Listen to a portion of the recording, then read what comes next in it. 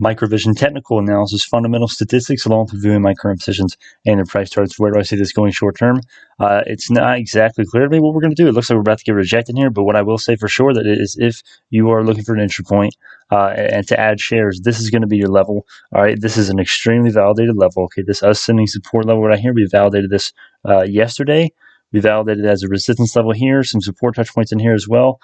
Another one there, and going as far back as the 22nd in December of last year.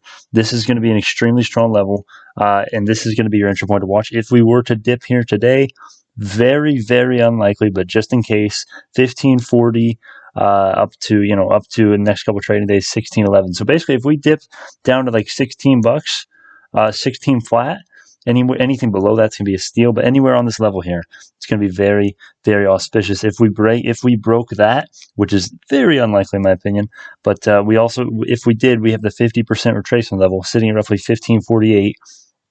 That is going to be acting as another level of support for you to watch for Microvision. Let's look at some other indicators. Now, personally, I think unless the NASDAQ starts getting the head out of the arse, I think we are going to be seeing probably a confirmed rejection here from this support level turned resistance, since we have confirmed the breakdown with several 4-hourly closes below this 38.2% retracement level.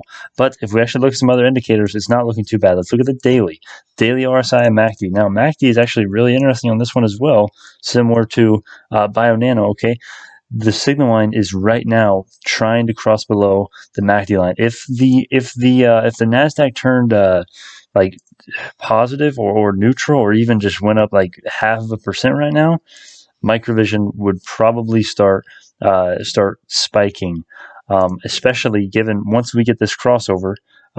All we need is a NASDAQ or Microvision or just Microvision itself. Right today, the NASDAQ is down. Microvision's still holding very strong, flipping between green and red here today so far intraday. But once we get that crossover, that bullish crossover with the signal line crossing below the MACD line, that is a buy signal. Once that happens on the daily, we're going to be looking very nice. Taking a look at the relative strength index, we're looking at 56.90. We're not looking too bad. We're looking, pretty neutral. We have plenty of room left to go, right? We had our peak, which I timed perfectly, by the way. Humble brag right there. Not humble, quick brag. Yeah, I got in literally like right here and literally took profits above the 20s. And then, obviously, I held through the dip, and now we're looking pretty good. We have plenty of room left to run, signaled to me by the RSI, but let's look at some other indicators. Let's look at the moving averages.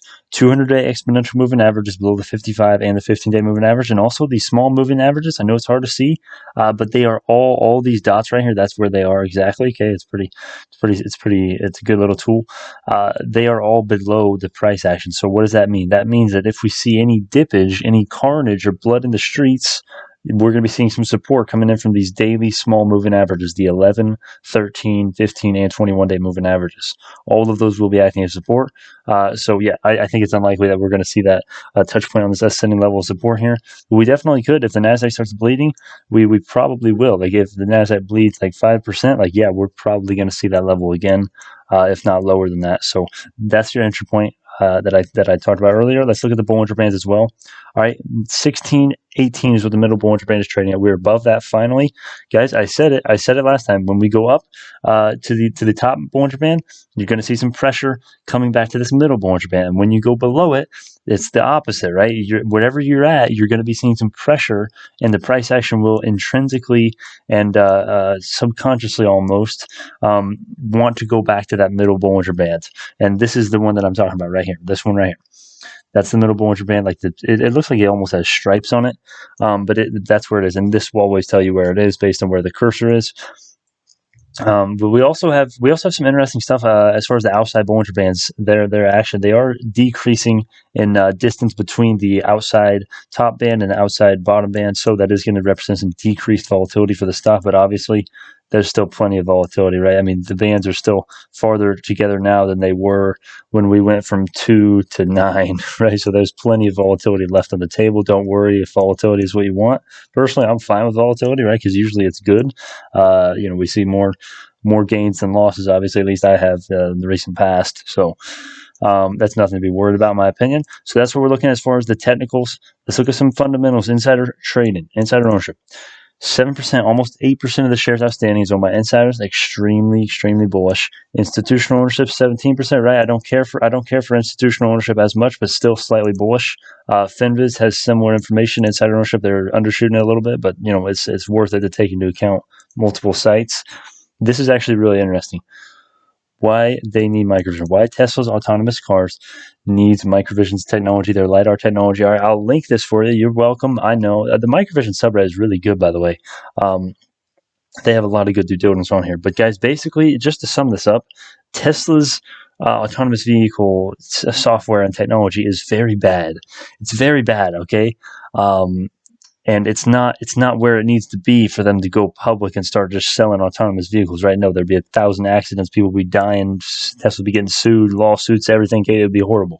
So they're going to need LiDAR sensors to help them with the autonomous vehicle space. Once that happens, oh my gosh. I mean, let's just say Tesla, I don't know, let's just say there was like some sort of agreement for like a ton of LiDAR systems for microvision to sell Tesla, or a buyout. I don't know, something crazy like that. Something that basically, some article, some PR, some press release that basically states Tesla's interest and some sort of buying or contract agreement for LiDAR sensing, like some sort of agreement. What would happen with the stock price? Well, let's go to the monthly here.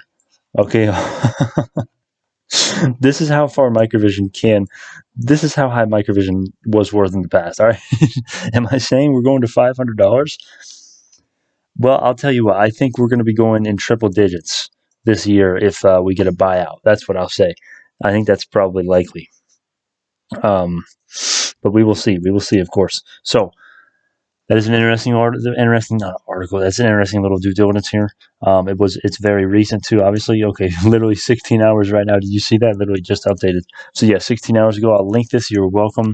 All right, now this is cool actually. Usually this is really boring. All right, and who really cares about this stuff most of the time? But sometimes you have to pay attention to this stuff. Like you have to, if you don't know about this, everyone else is going to be watching this, and they will know whether to sell or buy based on what this guy says, and get a little quicker entry point or exit point before you do, right? Because you don't know what's going on. That's why you need to check out this stuff, the economic events. So what do we have tomorrow? All right, you may be looking at this and like, Brandon, why are we looking at this? There's literally nothing tomorrow. That's exactly why we are looking at it. The markets like stability. The markets don't like surprises. Nothing scheduled is great. That is amazing. Okay, and we've already got everything here. These are the actual numbers. These are the estimates, and these are the previous numbers. So we have nothing tomorrow, and all of today's stuff is done. I think we're likely to see some bullish momentum for markets tomorrow. And the rest of the today, probably. I wouldn't be surprised if we saw a power hour rally, but you never know. I'm guessing power hour, how that will go is just a gamble, really. But I would not be surprised if it's bullish, based partly on this. We don't have to worry about a Powell conference, right? We don't have to worry about the jobless claims. We got nothing. The stock market would love it if there was nothing, and it was just no events, right? So that is bullish. Current positions. All right. So I'm just going to update you now on what I'm kind of doing. Where my money is right now. So let's look at my account. Okay. All right. Recently, I'm in on MP Materials. All right. I'm expecting a great earnings today. They're down 2% right now. Earnings is today. Hopefully, they don't reschedule it, right? I'm waiting on that Zacks article, waiting on Zacks to report their earnings. I think they're going to kill earnings. That's like my biggest position right now. It's a short-term trade. Like I'm going to take profits on like more than half of this position probably. I'll maybe leave a little bit because this is a pretty good long-term play, I think. But there's so many good short-term plays though, so that's why I'm going to be taking profits on most of that, assuming that they beat earnings and it runs up like, I don't know, 5 to 30%, anywhere in that range, right? And if they miss earnings, I may just have to hold through, diamond hand it. They probably are going to. This is not a gamble play, in my opinion. There are a ton of reasons on why they are going to beat earnings, but we will see. We will see. By the time this video comes out, they might have freaking got killed on the earnings and they're down 20%, right? Okay, I don't think that's happening, but we will see. We will see. As far as other trades, my Nano Dimension stock value is looking really low right now. I will be adding on that. I saw skills down. I have a big position there. I've been adding on Mara. Mara has been treating me very well today. Obviously, they were down, and then I've just been adding more on Mara because I'm so bullish on Bitcoin. Wow, we're going way up right now. Even yeah. Yep. Yep. That's awesome. Breakout. Mars should be doing better than they are right now. But yeah, that's what we're looking at mostly. Oh yeah. Okay, I didn't even say this. Jumia. I sold my Jumia call yesterday, and it's looking like the right move today. The last time I checked, Jumia was down like 10%. Oh my gosh, yeah, it's down like 11% right now. I timed that pretty well. Yeah, I sold somewhere right in here. I didn't sell the top. I did not, unfortunately, I did not time it perfectly, but I timed it pretty darn well. It is way down today. Yeah, it's been running like crazy. I knew a sell-off was imminent, and I needed some short-term money to get some of these, scoop up some of these deals. By the way, Myers, does anyone see Myers? Yeah, I want to do a video on this. I don't know if I will because no one's interested in Myers really, but Myers is doing awesome, man. Let's check out that chart real quick. If anyone's still watching and wondering what's happening with Morrow's K, what's going on? Maybe a cup and handle here formation. All right, probably not. We're probably not gonna go to $24 like tomorrow, But that is a potential cup and handle pattern. I knew we were gonna go up eventually. We were so oversold. I wish I waited a little bit and bought a little down here, but yeah, I'm still green now. Finally green on Myers. So congratulations to anyone who took my non-financial advice. It's a super profitable trade right there, especially if you bought in below 20, man. Not looking too bad right now at all. But that's what we're looking at as far as the current positions. I can't cover everything because it'll just be 7,000 years long. All right, relevant information is finished now. Feel free to click off. You have more important things to do. This part I'll do stuff most YouTubers do in the first 5 seconds. Merchandise Patreon. This is going to be done sooner than expected. All right, any questions? Any questions? Ask me about the Patreon. Merch is done. Merchandise looks really cool. I think check out the Patreon video if you want. If you're interested at all, I'll link the Patreon link down below. Some YouTubers that you can trust a little bit: Dead Inside, Trace Trades, and Zip Trader. Besides me, those are the 3 other best ones I would say, in my opinion. Just my opinion. BrandonBallCI.com. That's where you want to send your serious suggestions or questions. Like if you have a serious question about Patreon or something, there you go. Weeble. Check out my referral link down below for Weeble free stocks if you want free stocks with them. Our business model is never going to change. Bionet to the moon. Let's see how Bionet is doing. Cave bleeding a little bit right now. Yeah, we validated this level pretty much perfectly. This is why the technical analysis is so important. Like I literally said this yesterday. We're not going to go into a technical breakdown right now, but yeah, Bionet to the moon, stonks only go up. Have you guys seen that video? That's an awesome video. But yeah, I don't know who that's from. It's just a funny little quote. Okay, I'm not actually serious. Okay. But anyways, it's not financial advice, guys. Thank you all so much. See you on the next one.